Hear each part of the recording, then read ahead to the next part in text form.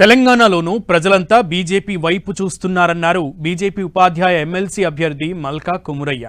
రాష్ట్రంలో అన్ని పార్టీలకు అవకాశం ఇచ్చారన్న మల్కా కుమురయ్య ఈసారి బీజేపీకి ఛాన్స్ ఇవ్వాలని కోరారు. రాష్ట్రంలో అలర్ట్ నెట్ బీజేపీదేనన్నారు. ఇక తనకు అండగా ఉంటున్న ఉపాధ్యాయ సంఘాలకు కృతజ్ఞతలు తెలిపారు మల్కా కుమురయ్య.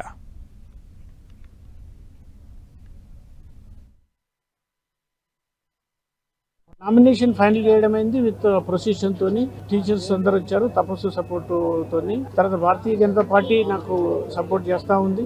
ప్రచారం అంతా తిరుగుతా ఉన్నాం. చాలా రెస్పాన్స్ చాలా పాజిటివ్ గా ఉంది. అందులో భాగంగానే మీ డిఫరెంట్ అసోసియేషన్స్ యూనియన్స్ అన్ని కూడా సపోర్ట్ చేస్తూ ఉన్నాయి.